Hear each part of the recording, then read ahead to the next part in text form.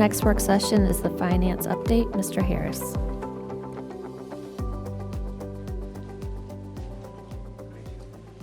Good afternoon, Mr. Harris.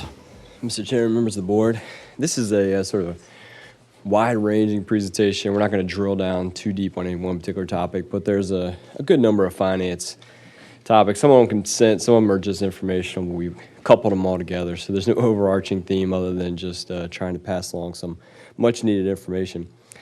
I'm going to start with this lovely chart here, but before I'm not going to actually do this for you. I'm going to ask Don Arrington, our Director of Accounting, to come up and in a little bit of a nefarious purpose on my part.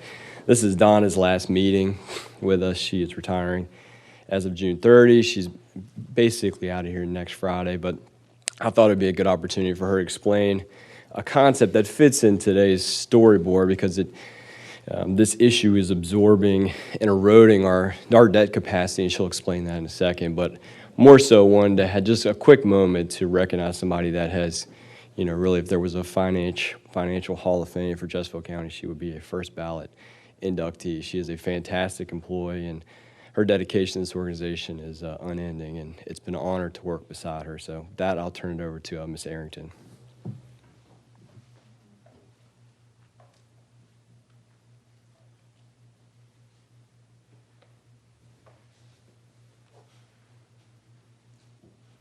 Afternoon, Ms. Arrington. How are you? I am well. How are you, Mr. Winslow? Good to see you. Yeah. Good afternoon to you and to my fellow board members. Thank you, Matt, for those kind words. What I'll share with you, it's been an honor and a privilege to serve this county for so many years. And, I'm grateful for every opportunity that's come my way and really have been in awe of the many talented colleagues that I've worked with over the years. Many have served as mentors, many have served as, are just friends, and it's been an experience beyond my wildest dreams from when I walked in here, 23 years ago. So thank you for that. So today I'm tasked with you to talk about that slide that popped up about leases, GASB 87. Mr. Holland, I know that you're very familiar with what the term GASB means, but for those who are not, that is the Governmental Accounting Standards Board. That is the body that promulgates how we account for transactions, how we take those transactions and put them into our reporting. They have seen fit to take the rules that we followed for recording leases and kind of throw them out, and they've introduced a whole new set of rules that are a little bit tricky, a little bit complex, but we have a team that's been working on this for a good year. They've worked really hard and done some heavy lifting. So the left hand of that slide shows you what the old rules look like. Under the old rules, we accounted for lease contracts under two different categories. We had capital leases. Capital leases actually counted against our debt capacity. When we made payments on those leases, we recorded those transactions as debt service, as principal and interest. The second category of leases is operating leases. Those particular leases were ones where we had paid so much per month or so much per year to use an asset, but at the end of the lease, we walked away and we owned nothing. So a good example of a capital lease was a few years back, we leased about 100 school buses. We paid for those buses over a period of about 5 years. At the end of that lease, we owned school buses. Examples of an operating lease are a little bit different. A good example would be space, office space that we rent to house a police precinct. Renting copiers, to use in offices. It even includes the porta potties that may be installed that we rent at our public facilities. Operating leases, unlike capital leases, did not count against our debt capacity. So what's changed? The right hand side of the slide shows you what's changed. Those leases that we call capital leases will no longer be referred to as leases. They become financing transactions. How we account for those will not change. They still count towards our debt capacity. The payments on those leases will still be recorded as principal and interest. What's really changed is those operating leases. I'm going to risk oversimplifying this process, and I apologize to my staff as I go through this. But I'll summarize it by stating that GASB 87 requires us to apply their new definition of what is a lease. If it meets the definition of a lease, we have to go back and we have to look at the term, the full lease term of that lease. And that means the non-cancelable periods and any renewable options. So once you determine the lease term, if that term is less than 12 months, it becomes a short-term lease, and we'll account for those in the way we have accounted for operating leases similarly in the past. But if that term is greater than 12 months, then it does become a long-term lease liability transaction, very similar to those capital leases that we've talked about before. So those leases will count against our debt capacity. Those leases will no longer have rent payments. They will become debt service, principal and interest payments. It's been a significant undertaking. It's a work in process. There's complex transactions, complex calculations that are involved in this. But what I can share with you at this point is based on preliminary estimates, we believe that our current debt model has the capacity and the margin to absorb what that value will be that we report on June 30. However, I do caution you that as we sign new leases, and this will be an ongoing process for every lease that we entered into from here until they change the rules again, that could change. So that's something to be mindful of. Of course, the GASB can't stop there. This particular pronouncement did exclude a certain class of leases that I think that are pretty significant, and those would be our software leases. You'll hear that referred to as subscription-based information technology arrangements. It's a big mouthful. That's GASB 96, and that's going to come into play next year, and it will follow the same path as these GASB 87 leases. It's too early to tell what the impact of that is going to be, but we do suspect that it will be greater than what we're seeing with GASB 87. So that was a lot to cover in a small soundbite. So if you have any questions, I'm happy to try to answer those for you. What is the rationale, Ms. Arrington, for this? Did they explain that? They don't. I know in the law they change the law all the time. They never tell us why. But Sure. I just wondered if you had any background on that. Sure. It is to improve consistency amongst state and local governments in reporting. There are a lot of local governments. There are some local governments that aren't like us. We've always been very, very consistent in our reporting of capital leases. There are many, many who have not. So in the interest of generational equity, the board believes that it's very important to demonstrate on paper, in full view, what we've obligated ourselves for from a future perspective.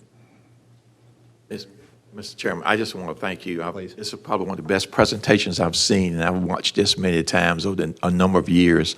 I haven't been in class as well as seeing other organizations who have leases, but you're absolutely right. My mind went back to even the 80s when we had a major change in GASB. Dr. Casey will remember that early on when I started.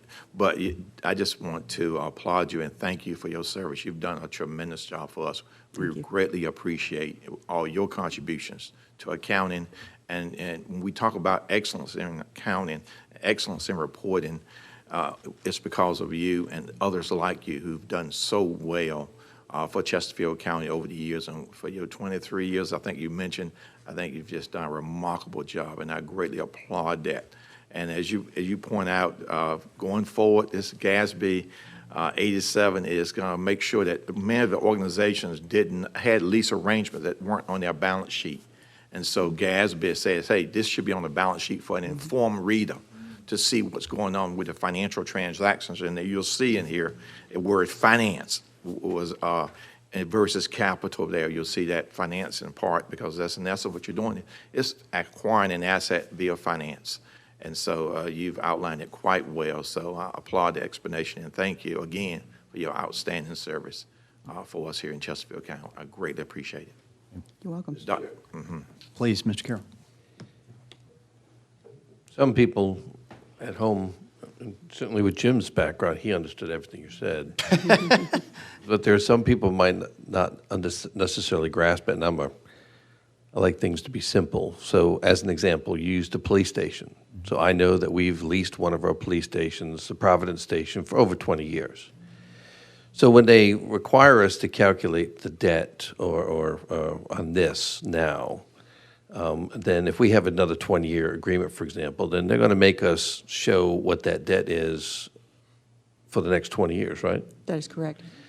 Whereas if we purchase a police station or build it, and let's say we have to use bonds to build it, because we're going to propose a bond referendum later on, and this is part of why I'm bringing this up. Well, then the bond referendum, the term on that may not be as long. For example, say we did a 5-year bond referendum. So we'd have to show that on the bond referendum as an asset that we purchased. But after the 5 years when the bonds are paid off, we no longer have to show that because we're not paying a debt on it anymore. Is that correct? That is correct. So I think it's for people to understand the reason why we own all of our fire stations, we own our schools, but we don't own all of our police stations. We own all of our libraries. So we have a lot of these leases in the county that in the long term, we would be better off actually owning the buildings in the long term. Is that correct? I believe that could be correct in most instances, yes, sir. So I wanted to make sure we clarify that for other people at home who may not have captured all of that. So an example is always good. Thank you. And if I could add to it, that is, Casey. Mr. Carroll took the words out of my mouth. Things like this are forcing us to think differently, have different strategies, but we were thinking that way already, even before GASB 87. If we're in the business of wanting to own something, and there's lots of pros of owning something, being a tenant for 20-plus years, we may have paid for a certain police precinct 4 times over. And the other thing is, school buses is an example. We may have had to do that during tough times when we needed a replacement cycle and didn't have that cash in that particular year. So when we talk about reserves and plans and so forth for vehicle replacement, we should be paying with cash instead of entering into leases that set up a liability. And again, I think to Chesterfield's credit, for capital leases, if it looked like and smelled like debt, Chesterfield, probably since the 1980s, called it debt.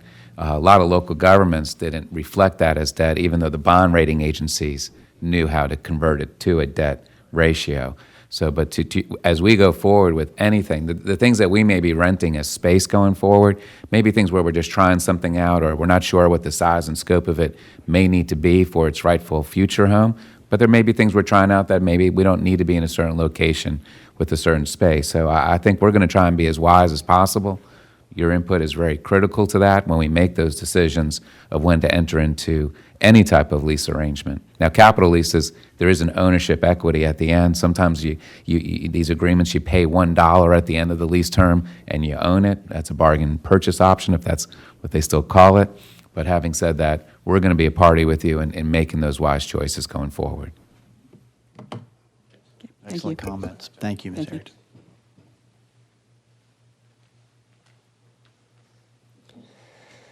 That's a good discussion. And again, the message here is there's a lot of ways as we're talking about a referendum, and folks may say, well, can we go past a certain number? We always have to leave some room, if you will, for these kinds of issues. 87, luckily, because of the way we've handled over time, a relatively small impact, but that next pronouncement that Ms. Harrington referenced, I think is going to hit everybody. Nobody has been dealing with that in the way that we've been dealing with this issue. So that's just, a coming attraction, but I think it's a worthwhile topic for today. This is a preview of your public hearing that you have tonight. We just wanted to walk through kind of the X's and O's on this in case someone was watching this afternoon and doesn't make it to the actual public hearing. Well, our ARPA plan, we had CARES first, and then they came back with ARPA, and we have to bring that before the board to establish a plan and then also to modify a plan, and that's what we're doing via the public hearing tonight.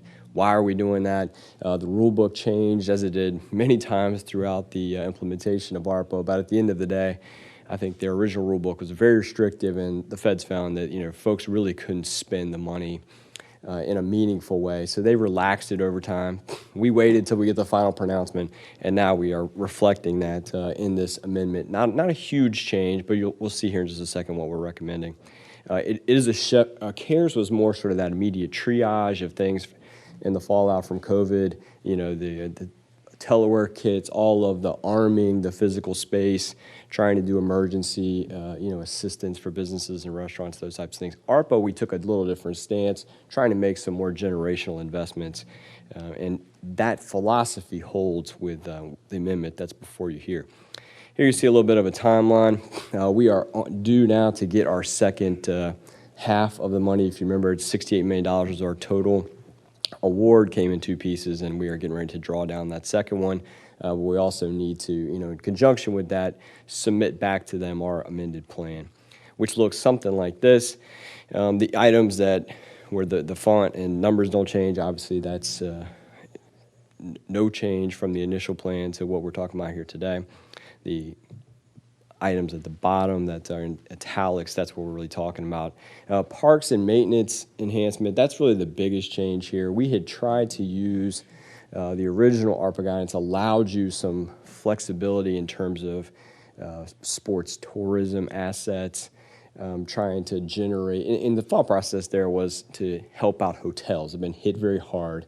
So if you could use ARPA funds to really put a shot in the arm for the hospitality industry, that was the original way this was set up. Our read on it now is that's not something that's permissible. So we have not eliminated these projects. River City is a big part of that, but we've pushed them into the referendum that we'll talk about here at the end. So it's just about moving funding sources, again, not eliminating a specific project. Mobile integrated health, peak demand, ambulance, that's really just adding, you got a little bit longer time to spend these dollars.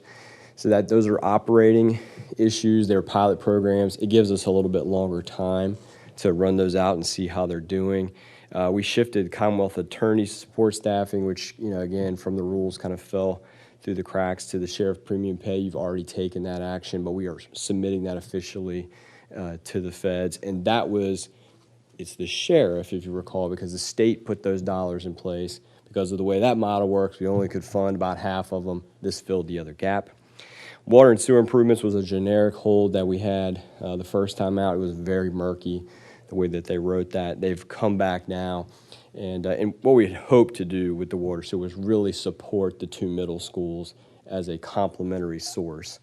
They've made that easier for us, fortunately. They've added Title I permissibility, so you see Fallen Creek there for $25 million, that plus the bonds. And then on the other middle school, the state has put a grant on the table. We hope that holds to the state budget process, but that should get them on level footing. And then you see some of the economic development site work. That really will support the second middle school, some of the water, sewer, roads, and other items that are out in their area. HVAC maintenance, they opened that up. Fortunately, we have a number of projects here in the county that we're able to use, that as a supplemental source for. And then we've got a small contingency. Obviously, it's a very strange time in the bid world, so we want to make sure that we are protected there. We can come back and make subsequent amendments, but this is what the public hearing is on tonight. I'm happy to take any questions on this. Board members' questions? Hearing none. Riverside, you have a consent item tonight. I'm happy to report from a financial perspective, the authority is doing much better. I think we've made some real inroads on a number of the topics that this body has asked about, over the last 12 to 18 months. One of those big things, their ability to generate revenues themselves is through the per diem. It had been a lot of inertia around the per diem, let's say, for a number of years. It was hard for us to get that increased. Chesterfield has been a long advocate of raising the per diem, not just to generate more money, but to make sure that the quality for the inmates there, quality of life, is supported by that per diem. So you see in the budget that's been passed now, there's actually been two increases. We did one mid-year, and then we've gone up again July 1st. So that'll take it up $5.50. That's the largest increase in modern history for the facility. So that's a really big step. And you can see it was at $46. So it really is a large increase, and have to thank my fellow board members in supporting us in doing that. The main piece that supported, and why this is on your, because we're not talking about the per diem per se in this consent item, our medical services contract, like lots of contracts, particularly in medical services area, particularly in correctional, went up $1 million during the mid-year. So that's why we increased the per diem during the year for Riverside and have increased it again next year. But they've done a good job since they've come in there. There's been a lot less issues on the medical front. It's important to keep them there. We felt like we had to do that. So what that's created year in is the potential that they have a small budget deficit for the authority. It's not a big deal. They have reserves on hand at the authority level, so these aren't additional local monies. But in order to activate them, there's sort of a quirky way they have to do that. They have to refund them on a pro rata share to the member jurisdictions, and then we resubmit them back so that it shows up as a certain kind of revenue for the authority. So these are their reserves. It's just some mechanics. I think the deficit could be as low as $25,000 or $30,000.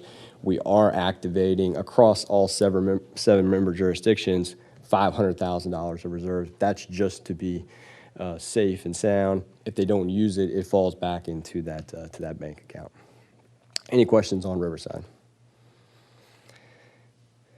Personal property tax relief. Again, you've got a consent item tonight, but wanted to hit on a number of pieces and parts of this. This has been, I think you all have gotten an email or two perhaps on this topic. We came out before anybody else in the state. We knew that vehicle values were going to go up, and it was going to be fairly significant.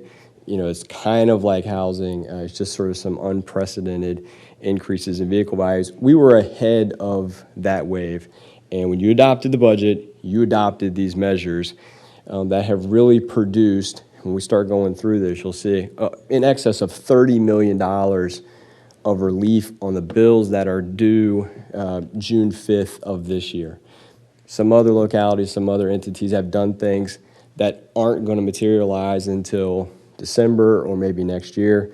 You have already done this. It's already in place. We are recommending exploring some additional measures. I'm going to touch on that in a second, but I can't emphasize enough that you were ahead of the curve on this issue. It hasn't been reported that way, unfortunately, but it's absolutely true. You did this before there really was an issue in hand, so I don't think it got the attention that necessarily deserved. The first thing that you did, this one's kind of gotten lost in the mix even amongst this crowd, increase the threshold from $1,000 to $1,500 on a vehicle. So that created 4,000 vehicles in the county that were not paying on the personal property schedule because you increased that threshold. When we originally looked at this last year, the number was higher, but we didn't have the new Blue Book. Once the new Blue Book went in, that number is in excess of 4,000. It's 4,000 folks that basically don't get a bill. We increased the relief percentage. You're aware of this, from 46 to 55. That resulted in $23 million of savings that's already been put into the bill run that's out there now. Registration fee, which shows up on personal property tax, $20 per car. If you don't know how many cars in that account, that's $20 per hit. That's another almost $8 million of relief that's already gone out the door. We have heard, like I mentioned, and like you're all aware, citizens asking for some additional considerations here.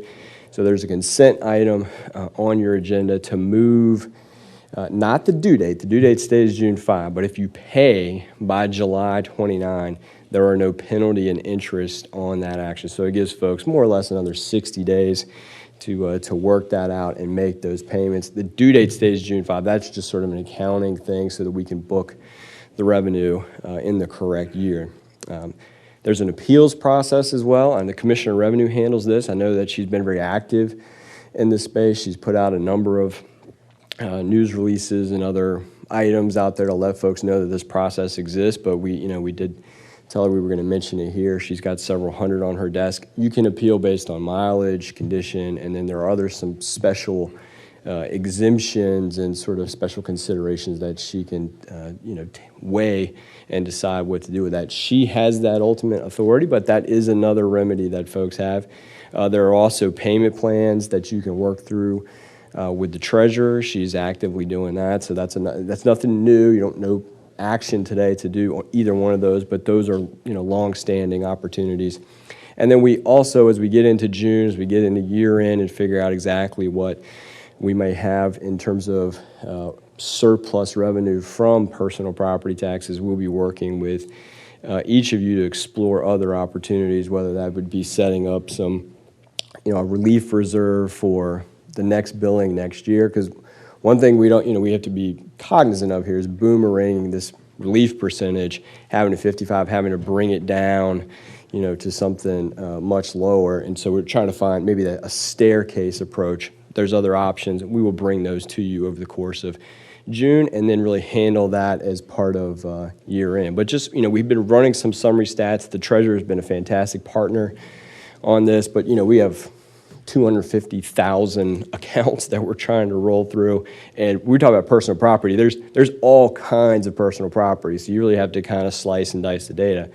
But you've got 60% of the accounts either paid the same amount as they did last year or less. You got another 10% of accounts that paid, somewhere less than a $20 increase. And I'm talking about an account could be multiple cars. So you could have an account that's got 3, 4, 10 cars. It doesn't, it doesn't necessarily matter what that is. But less than a $20 increase, that takes it to 70. And then you have another 12% of folks that paid less than a $100 increase over the prior year. So you have 82, 83% of your total accounts in aggregate paying less than 100. Less 100 may sound like a lot, but again, if you've got 3 or 4 cars on an account, which is quite often the case, and that's the detail we're trying to get our arms around. But you're talking about a relatively small increase for the overwhelming majority of the accounts that we have on the personal property book. But we'll continue to run that analysis and come back to you. I know we'll be talking a little bit about this at Audit and Finance next Friday. So with that, I'm happy to take any questions you might have. Mr. Carroll? I did get a question from the community, and I don't know the answer, so I want to ask it. We do prorate the bill on personal property for vehicles that are sold during the year. For example, if someone sells the car, I don't know, January 1, right? So we're 6 months in, there's January 1. So we prorate that, but we don't do that for other type vehicles? Well, we don't do it for vehicle registration fee. We do it for vehicles, but not on the fee Well, for piece. example, trailers, jet skis, other things that we charge personal property on. No, sir, I don't believe we do. And we just need to check, too. I'm not sure under the code provisions what are specific. Proration's a Code of Virginia requirement, and I think it applied just to vehicles, but I haven't read that section in years. We're happy to check in and bring that back in June if there's something that we can look I at. think it'd be important to get it out to the community to understand what the distinction is. Yep, no problem. And we've gotten obviously our share of emails and calls, and I'm sure there are more to come. People are stretched right now, and I think we see that with inflation hitting a number of areas. And as my wife said it best, she said, "Chris, people just don't have the cash for this right now." Mm-hmm. And so we're monitoring that, and I think as we continue, this board continues its discussions about other large topics in the future. We've maybe have a different framework than we did even a couple of months ago based on the national economy and where it's moving. So, and I think we need to be attentive to that. Yes, sir. So switching gears to the referendum, I know there's even in conversations with some of you and certainly as we've been out in the community on this topic, because it's a big number. So there's no action for you right now today, but it's a big, this is a big path. We don't do this, but, once every 10 years or less. So in June, we need to approve the question to be able to, send to the court and start that process to have it included on the November ballot. So the question becomes, kind of to Mr. Winslow's point that he just made, you're $540 million, how can you ask for that at this time? Is that, akin to a tax rate increase? And we just dealing with this personal property topic, so forth and so on. So that, I think that's a fair conversation. So this is a chart. This is nothing new. This is something that we work with in collaboration with our financial advisor, Davenport, to take a look at this. This is looking at our existing debt service schedule. So it's got nothing from the referendum. It does have the middle school projects in here. And you can see that from, this is a 20-year snapshot. You can see the debt service levels go from 90 plus down to around 5. So this is the best graphic representation that I can provide anyone to show how seriously we take debt and how we structure. We do not play games with it. A lot of places will do all kinds of things with debt service. We pay level principal every year, and it creates this nice cascading effect such that we want to go out and ask the voters to put in the authority for another $500+ million of debt. It is not stacking on top of a plateau. We are fitting into this already existing curve, and it doesn't put a burden on operations. It doesn't crowd out other things that they might want to do, nor does it necessitate in any way coming back and saying, well, our real estate rate is going to have to go up X cents in order to execute this. You see a sort of a tabular presentation of this on the right side. If you just look at our existing debt service today, what it is in 10 years, and you do sort of the math that you do to figure out what capacity is created by that payoff over those 10 years, it's about $504 million. The total referendum is $540. So if you stretch that out a couple of years, which is quite often what's going to happen, you've got 93% of your referendum paid for just by the way that we have managed that historically. So when we talk about AAA, more than anything else in the entire world, this slide is it. This is why we have that. This is how you act when you're a AAA, and it allows us to take a big bite at our capital needs and not do those things that I mentioned. So it's a big slide, but thought it was worth mentioning. Any questions on this? Mr. Harris, if I could add too, because Yes, Ms. Haley. Thank you. And isn't it my understanding that when the rating agencies are looking at AAA or looking at rating in general, that they're also looking at the fact that you are engaging in future debt to support capital needs, so that those capital needs don't go unfunded? It is just as important that we are managing and engaging in useful debt, right? They will downgrade you just as fast for not keeping, we have our debt service percentages that we manage. That's why it has a floor and a ceiling. If we go below the floor, that almost alerts them. They'll give you a pass in a couple of years if you go over the cap, but if they see you below and stay down there, that will become a problem for you, absolutely. Dr. Casey. So just to add on that, and again, similar to the GASB 87 slide, there's a lot of information there, but my simple way of trying to convey it to the citizen is, picture somebody who took out a 20-year mortgage for a house, but then lives in the house past year 20. Well, again, to the degree they have the same job and same incomes coming in, then they have monies to do something more than they otherwise did before.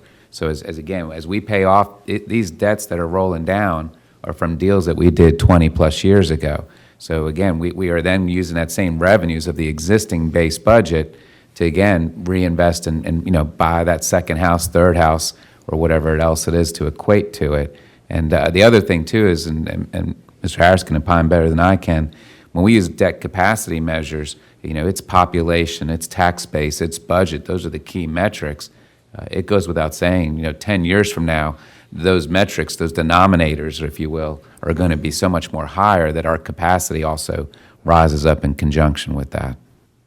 And if you flip back over the slide for just a second, you'll see, I just scribbled on here, but you see, to tie back to Ms. Arrington's presentation, where we've included lease purchases, bus leases, Chromebooks in this presentation. So, there's a few other things we'll have to add to this because of GASB 87, but by and large, to Dr. Casey's point, that's our DNA, that's how we work. It's already included in at 825, and you see how that rolls over to the next table. So we're not going to have the shock from 87 that some will, but because we are already kind of thinking and being, to Mr. Holland's point, as transparent as we can be. Mr. Engel. I don't want to pull this off the consent agenda, but I think it's really important, and I'm not sure how many people have watched this part of the meeting. Can we, as we post information about the bond referendum on the website, can we make sure this is included on the website with that information so that people can understand this? It makes it really easy to understand, and I think it will help us as we go forward with the bond referendum. Yes, sir. The spirit of your question, absolutely. There's actually not this is just informational today. So your action items will be in June. But again, we don't want to just show up in June with this kind of information. This will be in all of our road shows, and we'll continue to, as we get out and explain the referendum and the request, we will include this kind of information. It'll be part of every presentation we do. That's a good comment. So talking about the referendum itself, I won't walk through the questions we've already touched on. A lot of the police stations, River City, you see that rollover again from ARPA just to kind of tie some things together. You see the school buckets that they've included. There's been no change to what schools had laid out, during their CIP process. It's just shown here in some overall buckets. In terms of the action for next month, staff is recommending a single question. We'll show that up here, right here. This is a draft question. We need to continue to refine this, working with bond counsel to do that. But a single question for all the county and school projects. It's got the total amount, and it's got them broken out, categorically. When you go to the ballot, there's not a laundry list of Fallen Creek Police Station or Chester Fire Station. This is typically how it's done, but it's one single, fairly simple question. As you'll notice, there's not a meals tax component to this draft question. Again, as I stated, we do not need a tax increase or a tax addition of any kind in order to execute this. So at this time, for a lot of the reasons that we've discussed here today, we are not including that meals tax component with the referendum question. So it would just be this single structure. Again, we'll have conversations with you over the course of the next 30 days to refine this, but in June, you would approve this question, which goes over to the circuit court. And this is, again, what I think is a fairly simple, straightforward question for folks to go in and read. Some of those referendum questions can get quite lengthy. I think this is a good start, at least. With that, I'm happy to take any questions. Mr. Holland? Mr. Harris, I think it's important also to note, now I applaud my colleague. I was about to say that we need to let people know where we are with existing debt and how we're paying that down and where that current debt is over the last 10 years, what we've done with regard to debt. I think that's important to also share and to make sure we put online. But also in this regards to this debt, it's important to also note that this is not issued day one.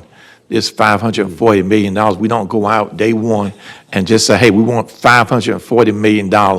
This is issued over the course of the projects, if you will, the beginning of the project's life. For example, it may be a third issue or what have you, but we don't just borrow all this money at once, because I think many citizens may be concerned because we have an uncertain economy. We're not sure whether we're in recession or not in recessions.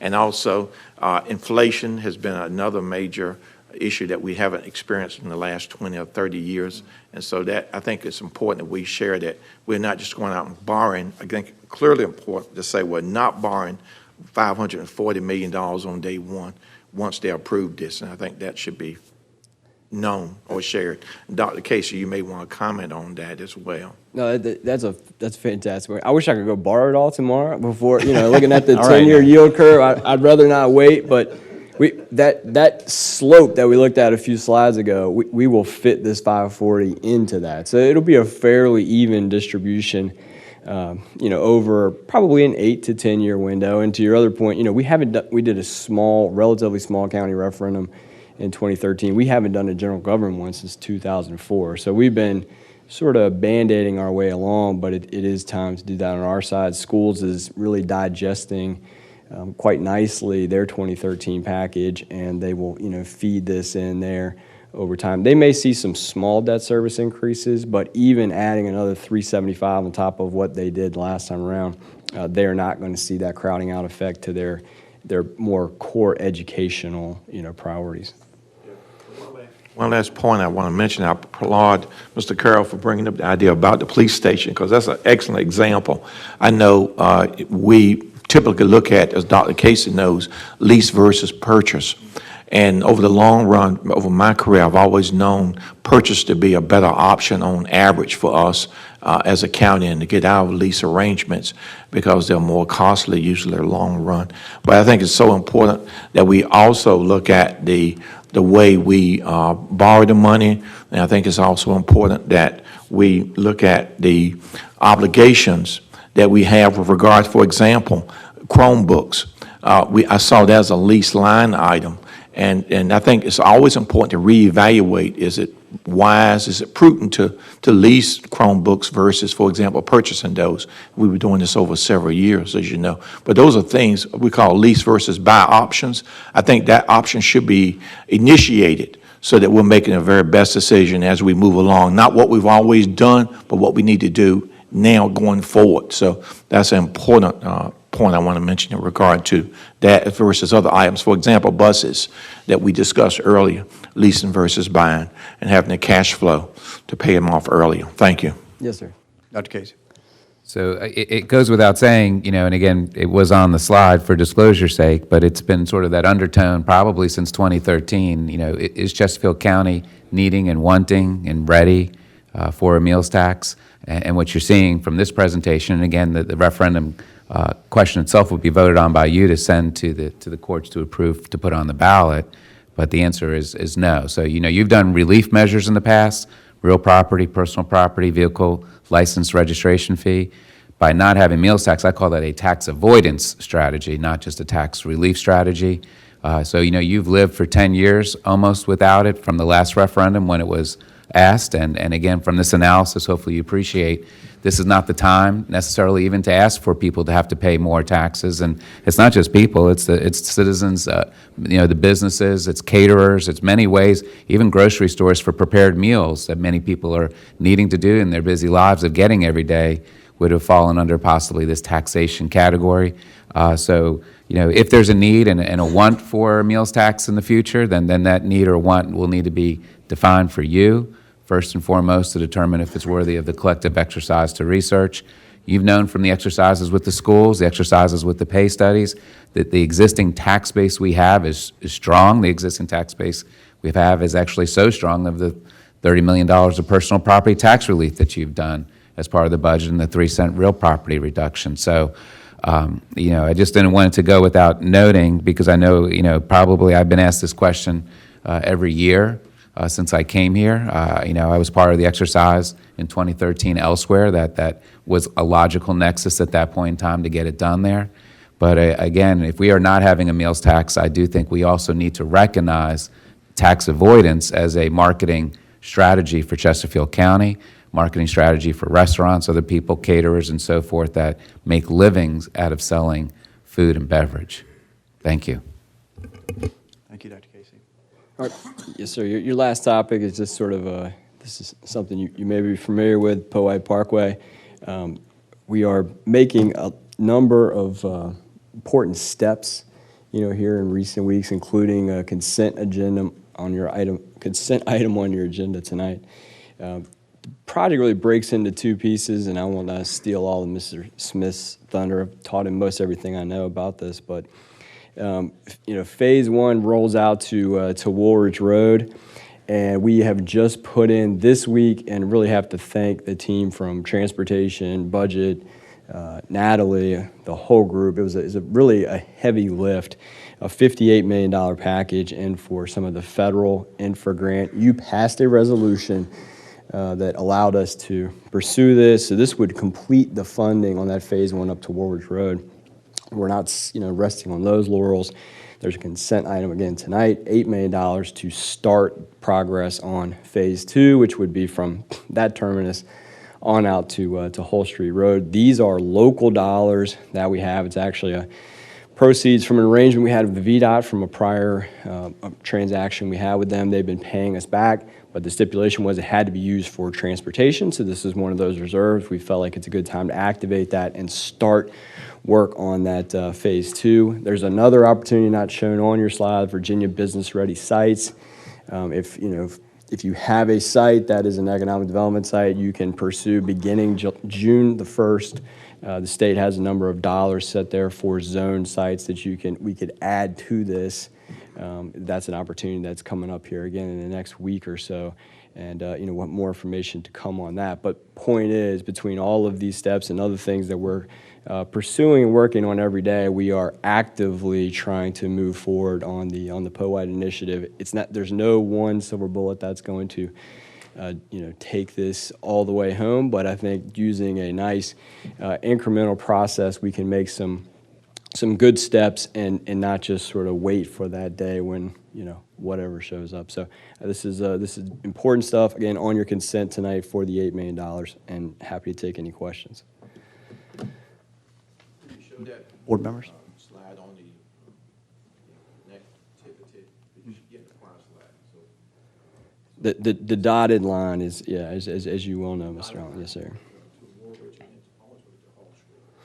Yes, sir. And then lastly, so we'll be back in June. We have an opportunity with you all, Mr. Holland, Mr. Winslow, on the 3rd to a really robust audit and finance agenda, but we will do year in here with you all in June, as we typically do, sort of our forecast for where we're going to end the year and any recommended uses from staff. There's a lot of topics that we need to have a conversation about. We'll again start that next Friday.